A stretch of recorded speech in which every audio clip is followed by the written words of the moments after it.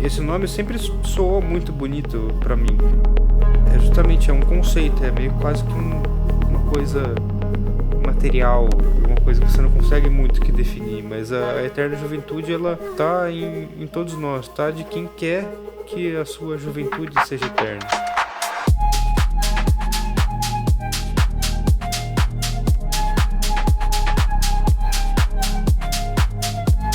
É a nossa eterna juventude, nossos momentos de juventude registrados. E registrando também a juventude da cidade. Uma cidade que sempre está se renovando, é muito ativa culturalmente, artisticamente, sabe? Nunca é mesmo. Uma temporada é diferente da outra. Tudo é muito imprevisível. Isso que não entrava na minha cabeça antes também, de querer controlar tudo, sabe? Não dá pra querer controlar tudo, não quando você mora na praia.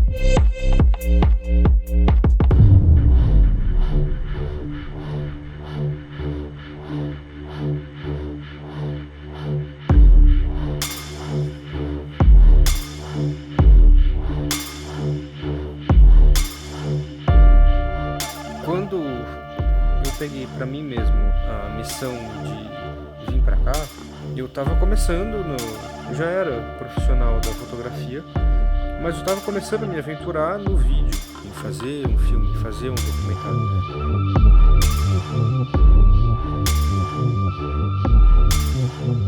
Tenho um cenário perfeito em mãos.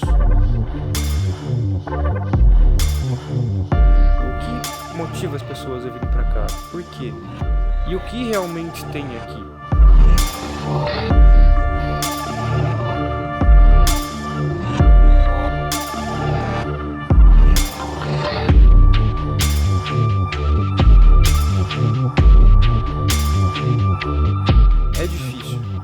É difícil você querer registrar toda a história de Peruíbe, da região, tudo que a gente tem aqui, todas as praias, cada cantinho, assim, é muita coisa. Cada lugar tem o seu encanto, tem sua particularidade, cada lugar aqui é único. Cabe a gente tentar e se esforçar ao máximo para passar um pouco, seja 10% dessa beleza, desse encanto que a gente tem aqui.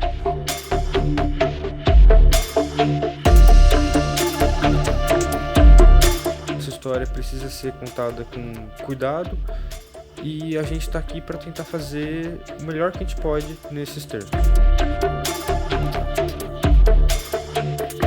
Nesse pouco que você vai apresentar, eu tenho certeza que você vai conseguir surpreender muitas pessoas, tanto moradores quanto as pessoas que não conhecem Peruíbe ou que só vêm para Peruíbe e só conhecem a Praia do Centro, não conhecem a real riqueza dessa cidade, e você poder transmitir isso, né, para a galera através de uma lei de incentivo, através do fomento que veio de nível nacional para cá, para a cidade, para ajudar realmente a destravar essa questão do gatilho criativo, o gatilho emocional e também o financeiro, claro, que é uma das maiores dificuldades, é superar tudo isso, encarar como um desafio, né, essas dificuldades, poder produzir esse documentário. Eu acho que é fantástico. No meu ponto de vista, você chegou lá.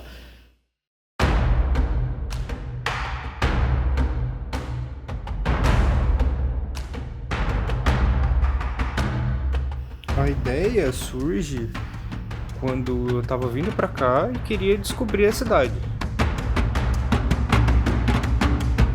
Como eu, muitas outras pessoas foram atraídas pra cá. Por quê? Uma coisa que atrai todo mundo, eu acho que em Peruíbe, é que quando você conversa com alguém daqui, quando você fala com alguém daqui ou que conhece, que tá aqui há muito tempo, a pessoa sempre fala com um carinho, com uma paixão muito grande da cidade. E isso envolve. Além de ser uma cidade linda, com uma beleza cênica incrível, história e cultura riquíssima, quem é daqui tem essa vontade de falar que é peruibense, que é da terra da eterna juventude.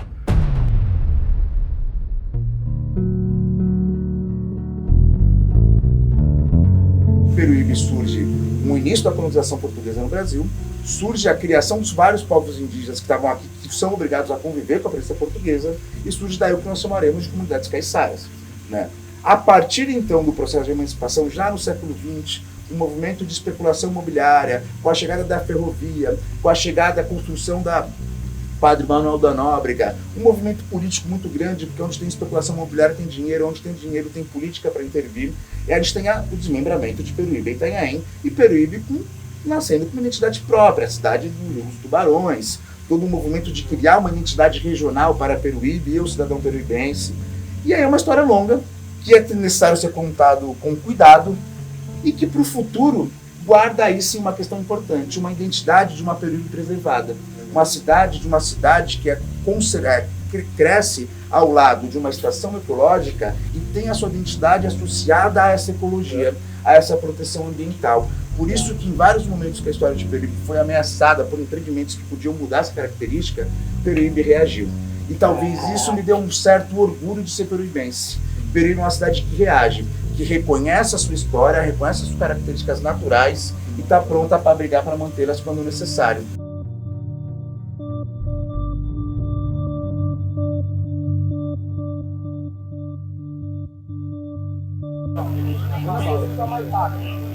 Com licença, senhoras e senhores, o meu nome como poeta é Dom Márcio, mas chega de enrolação e vamos para a poesia. Fotografia. Foram 12. O pai ao centro, a mãe ao lado, os filhos aos lados. Puf! Eram 4.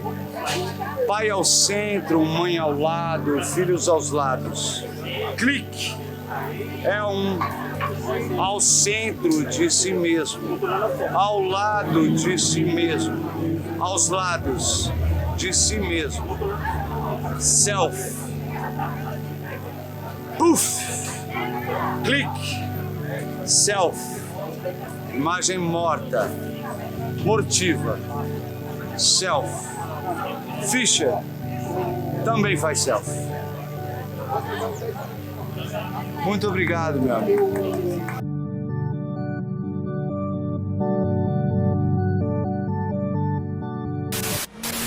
Peruíbe é a cidade guardiã do bioma mais rico e ameaçado do planeta, a Mata Atlântica. Situada a pouco mais de 1 hora de São Paulo e do Aeroporto Internacional, aqui encontramos uma das maiores porções contínuas e bem preservadas do bioma no país. São praias, restingas, florestas costeiras, serras, ilhas e manguezais.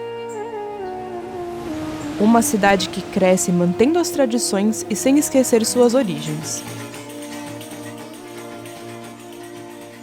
Abrigamos mais de 500 espécies de aves, muitas delas endêmicas da Mata Atlântica e ameaçadas de extinção, como o papagaio de cara roxa e a araponga. As ilhas e praias ainda bem preservadas recebem todos os anos aves limícolas migratórias do Polo Norte e são o local de reprodução do piro-piro e da batuíra de coleira.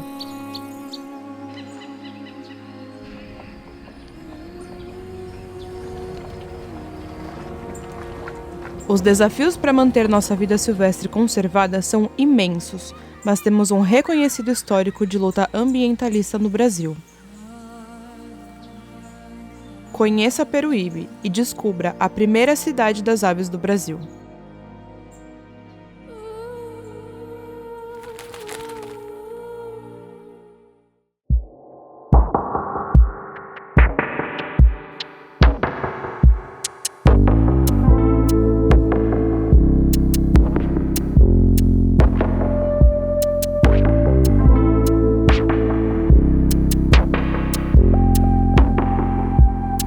qualquer maneira, a trilha do imperador, ela já é muito utilizada e ela também ganhou um destaque interessante exatamente por uma das histórias mais fascinantes que a gente tem na região, que é o achamento da estátua do Bom Jesus de Iguape, a imagem de santo, que é a imagem que se recusa, que escolhe o seu destino, né? Quer vir pra cá. Quer vir pra cá. Teria sido achada na Praia do Una por 2 indígenas que trabalhavam para um senhor que iriam levar essa imagem para a Vila de Nossa Conceição de Itanhaém, estava mais perto. Conforme ela ia em direção à Vila de Itanhaém, ela ficava mais pesada. Conforme ela ia em direção a Iguape, ela ficava mais leve. Por isso que a Romaria de Bom Jesus de Iguape é exatamente por essa rota, em homenagem ao santo que escolheu o seu caminho, Bom Jesus de Iguape, que está lá até hoje, aquela figura carismática que está na Igreja Matriz de Santo Iguape.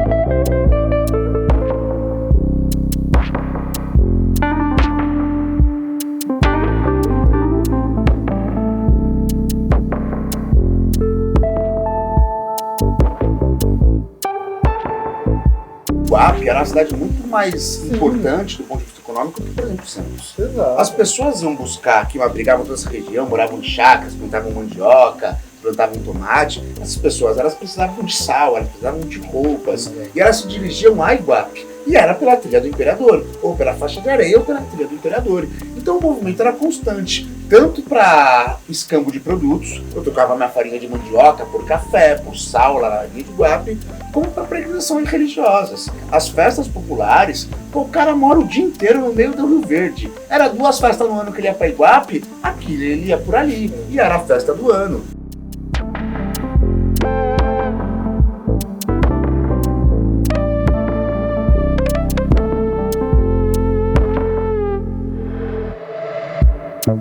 Era no Porto de Iguape que chegavam os principais víveres para a população. Era ali que desembocava sal, era ali que desembocava café. Então você ia ali buscar. O Porto de Santos, ele vai ter uma pujança, ele vai ter um alavanque no advento da economia cafeeira. Estamos falando ali por volta de 1800 e tanto. Por volta de 1700 e tanto, as pessoas se dirigiam a Iguape. Era ali que chegavam mais. A corte de Iguape, tanto por conta da mineração, mas também sobre a produção de arroz, era comparada com cortes europeias. Então ali tinha muito mais gente com muito mais dinheiro. Se eu sou um comerciante português, eu vou desembarcar meu barco em Iguape, porque ali eu tenho uma chance de vender toda a minha mercadoria. Então assim era feito. Agora, hoje em dia, não há sombra de dúvida que nós somos muito mais ligados a Santos do que a Iguape. Do mesmo jeito que Peruíbe inspira por essa juventude, por esse frescor, Iguape ela se concentra nas suas raízes históricas e o mesmo que Ilha Comprida.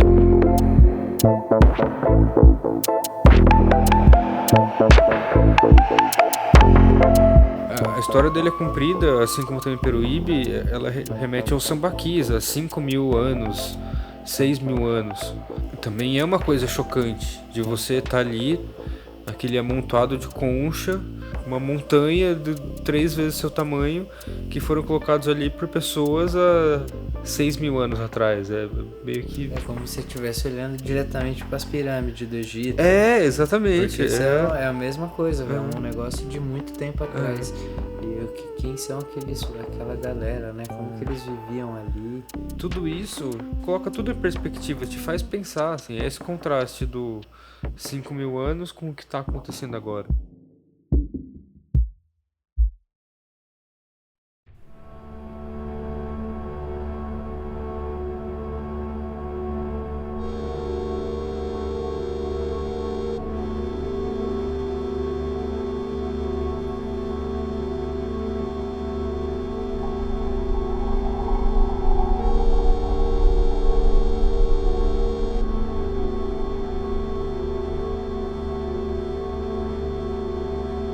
Na verdade, tem um lapso de quase 100 anos da construção do que hoje seria as ruínas da Maria Bebê para a atuação do Leonardo Nunes na região. O padre Leonardo Nunes chega aqui em 1549 e ele já chega também não muito novo e assim, por mais que ele tenha uma vida longeva para a época, deve ter vivido ali por volta de 1600, tá? E ele tem realmente uma atuação aqui muito destacada, ele fica de fato conhecido. E ele realmente é aquela coisa do andar para lá e para cá, por isso que ele é o padre que voa, né? O padre voador, o Abaré Bebê. Mas a construção, durante a atuação do padre Leonardo Nunes, o que se considera como mais aceitável é a construção de um pequeno púlpito uma pequena ermida, onde ele de fato fazia as suas missas, fazia a sua oratória. Mas não tem nenhum documento que comprove isso. Pelo contrário, a partir do final do século XVII, entre 1690 e 1700, chega à região os padres franciscanos. A construção dessas, que nós chamamos hoje de ruínas da Beira Bebê, é uma obra dos franciscanos praticamente 100 anos após a atuação dos jesuítas no Brasil. Tá? Isso já é ponto pacífico, isso já tem um trabalho do professor Plácido Cali da USP, que é um trabalho seríssimo. Ele é um professor arqueólogo, ele fez um trabalho grande sobre os sítios arqueológicos, mais de 26 sítios arqueológicos são daqui em Peruíbe, fez um trabalho muito importante sobre a zona da Beira Bebê. Então a gente tem toda uma documentação, tem os trabalhos do Sá de Faria, que é um arquiteto que também trabalhou muito sobre a Vila de São João Batista, então já é ponto pacífico.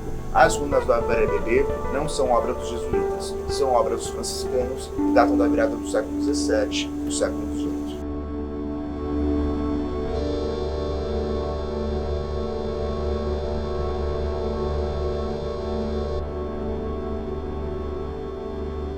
Pegar, por exemplo, a construção do próprio convento, ou das próprias ruínas da Beira Bebê, a gente vai ver uma arquitetura europeia, uma arquitetura portuguesa, mas é uma engenharia indígena.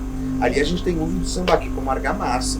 Isso tudo, isso que quem construiu, acho que foi padre e carregou pedra, no hospital. Quem fez isso foram os indígenas. A engenharia empregada na construção das principais obras coloniais é uma engenharia tupi. Isso é importante. A arquitetura pode ser europeia, a arquitetura pode ser portuguesa, mas a engenharia é tupi. A maneira com que as paredes foram levantadas, como a argamassa populada, como cortar as pedras, tudo isso é engenharia tupi.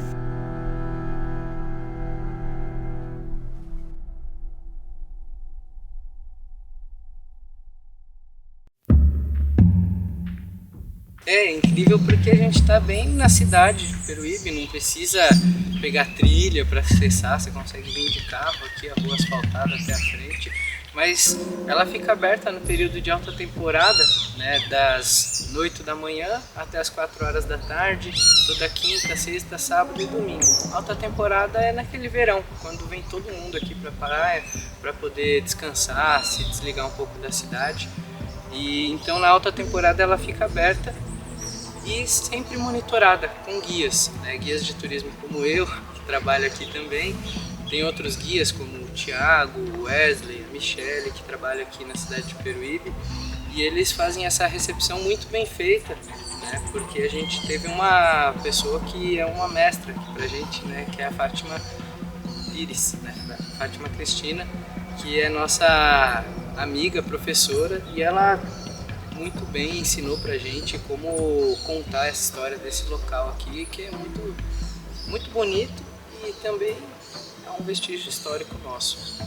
Aqui rola uma visitação de conscientização, né, da cultura, de conservação do patrimônio histórico, que é muito importante, porque essa história que molda o que nós somos hoje, né, os seres humanos que nós nos formamos hoje. Então aqui na região litorânea, o pessoal vem muito procurar a praia, né? Mas não é somente praia que Peruíbe tem vestígios históricos como esse, que é de grande ênfase. Então tem muitas pessoas curiosas que vêm para cá para poder conhecer um pouco, né, dessa história, dos vestígios que foram deixados aqui pelos portugueses na época da colonização. Dique da praia, né? É muito conhecida, uma planta que tem a propriedade medicinal, para vocês verem bem bonitinho. Aqui a raiz dela que é utilizada, ela tem um aroma de geló, se liga, João, um cheirinho de menta, né, parece de Vick mesmo. Então a gente usa, você corta a raizinha dela, coloca no álcool e ela, depois quando você tem algum machucadinho, alguma ferida, tem essas propriedades medicinais cicatrizantes. É muito boa, esse é o Vick da praia. Peruíbe é cercada, rodeada de unidades de conservação. Dentro do mosaico de unidades de conservação Jureia-Tatins, a gente tem a própria Estação Ecológica Jureia-Tatins, a gente tem 2 parques estaduais, o Parque Estadual do Prelado e o Parque Estadual do Tinguçu, 2 reservas de desenvolvimento sustentável, uma da Bata do Una e outra do Despraiado, e um refúgio de vida silvestre das Ilhas do Abrigo e Guararitama. Então, no mosaico da Jureia são 6 unidades de conservação. Se a gente for mais além, na própria Serra do Mar, o Parque Estadual Serra do Mar, aqui a gente tem o núcleo Itariru. Os parques municipais que a gente tem, o Parque Municipal da Restinga do Guaraú e o Parque Municipal Natural do Vilão, toda a APA-CIP, né, APA Canané e Iguape Peruíbe, que é a gestão do ICMBio, e ali para baixo a APA Ilha Comprida. São muitas unidades de conservação e isso, na minha opinião, também inspira muito a Eterna Juventude. Se a gente tem toda essa natureza, ela melhora a nossa qualidade de vida, certo? Assim, só de você dar uma volta no parque no final de semana, pegar uma praia deserta, fazer uma trilha, isso já te renova, você já sai revigorado de lá.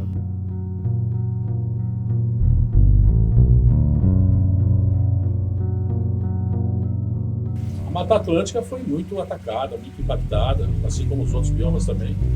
Mas desde o começo da Jureia, lá na década de 80, que se lutava contra usinas nucleares, né? Aquilo foi um marco da luta ambiental, né? Agora, eu sei, é difícil, é um país que tem dificuldades, passa fome, né? Desigualdade muito grande. Desigualdade social e tem muita coisa, é muito complicado, mas assim, é importante, o que falta nisso tudo é as pessoas terem o conhecimento de que a mata, né, o bioma em pé, a floresta em pé vale mais do que ela caída, né? Isso traz muito mais dinheiro, traz muito mais recursos para uma comunidade, para uma sociedade, ela em pé do que ela deitada, né, cortada, né? Unidades de conservação. Começou lá atrás com a Secretaria da Agricultura, depois o Instituto Florestal que fazia a gestão das unidades. Hoje transformou em o IF, o Instituto Florestal, hoje transformou em IPA, né? Criaram a legislação do CIEFLOR e passou a ser a Fundação Florestal. A Fundação Florestal só tinha a Intervales, que é a única unidade de conservação que eles faziam a gerência, né? A gestão. E do CIEFLOR 2006 para cá, a Fundação pegou aí mais de 100 unidades de conservação. Foi um grande desafio, né? Mas está se saindo bem, porque com o tempo você vai fazendo todo esse planejamento estratégico e vai, né, capacitando, está fazendo um trabalho interessante até mesmo na parte do uso público, né? Mas assim, que a gente tem que contribuir para isso, né? Com certeza. Porque assim, não existe a gente deixar tudo na mão do poder público. Exato. Isso é uma experiência que a gente tem que levar.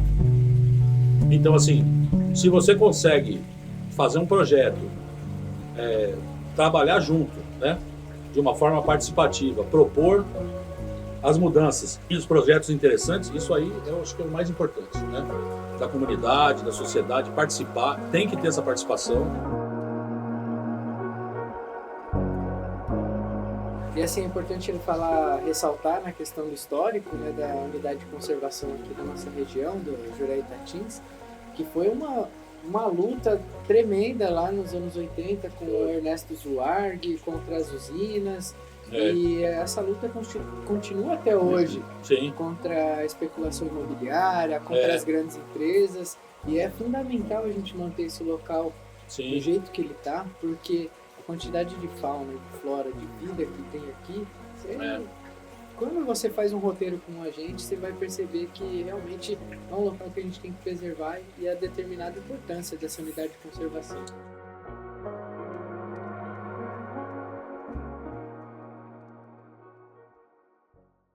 Então, em 2007, a gente vai lá e coloca os caiçaras dentro da política nacional. Então, hoje a gente é reconhecido nacionalmente, né, numa política de Estado, que independente do governo que tiver, né, a gente continua lá. Então, os caiçaras estão lá. Nós temos 28 segmentos hoje, né? Indígenas, quilombolas, caiçara, faxinamento, queimadeira de coco, enfim, vários, né? Em Peruíbe, por exemplo, né, é importante falar que dos povos que tem, né, a gente ainda tem ciganos, os povos de terreiros e vários outros que tem, né. Então a gente demarca numa política específica para povos e comunidades tradicionais, porque até então só se falava da gente no viés ambiental e não cultural, né. Então a gente passa a ter um outro olhar, né, pra gente na questão cultural, né? E aí um outro instrumento que a gente usa é uma convenção internacional, que é a Convenção 69 da OIT, que o Brasil é signatário, ele assina em 2004, né? E aí quando o Brasil assina, o que ele fala, né? Ele fala que nós temos direitos de autodeterminação, de autoidentificação, e com isso a gente tem direito à consulta prévia, livre e informada e de boa fé, né? Então o que significa isso? Isso é muito importante, que todas as comunidades caiçaras saibam e que todas as pessoas que vão trabalhar com comunidades, o poder público saiba também, né?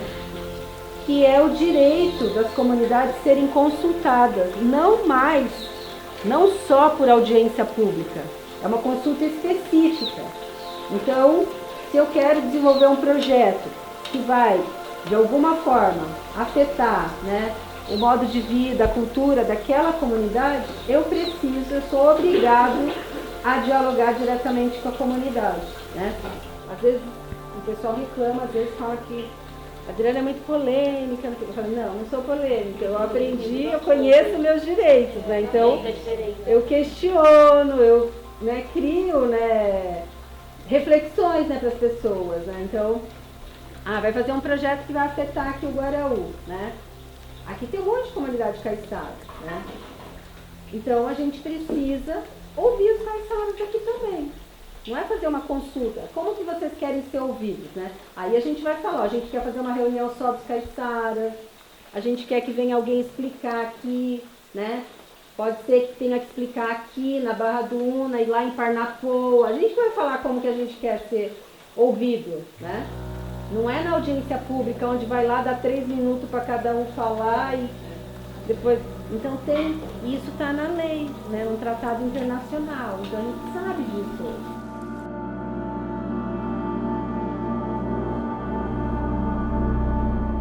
A área da Jureia como um todo, ela inspira essa luta, ela inspira essa resistência, porque é uma terra dessa luta. Desde 86, desde a primeira usina, com a criação da estação ecológica, que é uma história que a gente precisa contar com muito cuidado, com muito carinho.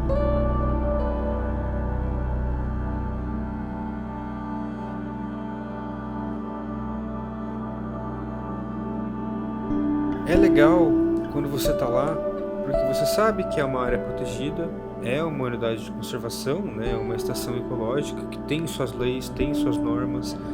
Para estar lá você tem que estar com uma autorização, você tem que ter um propósito lá. Quando eu fui, meu propósito era filmar, é poder justamente compartilhar as belezas que a gente tem lá.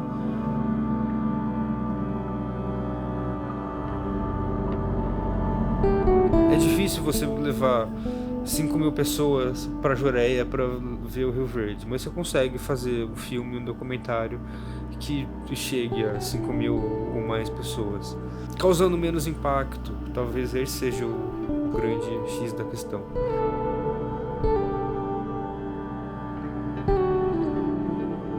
Temos esse recurso de produzir um material audiovisual bacana para poder transmitir, para poder mostrar como é esse lugar.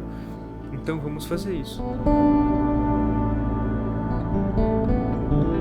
É esse sentimento gostoso de satisfação, sabe? De você estar fazendo uma imagem bacana, de você estar produzindo alguma coisa legal e levantando também toda uma comunidade, levantando agência, monitor, operador, tudo mais. É toda uma cadeia ali de operações que o setor do audiovisual proporciona para crescer. Que tenha mais produções e que Peruíbe se torne também um polo audiovisual. Acho que um desejo grande meu é esse. Esse movimento da Paulo Gustavo está servindo para mostrar que justamente Peruíbe tem produtores muito bons, está saindo materiais incríveis e que esse setor precisa se unir cada vez mais. A gente não faz cinema com uma pessoa, com uma equipe de 2 pessoas. A gente faz cinema com uma equipe de 50, 100, 200 pessoas. O cinema brasileiro, a produção nacional de audiovisual está cada vez melhor, está com um nível cada vez maior, carente de lugares que tenham uma infraestrutura adequada, que saibam receber essas empresas, esses produtores.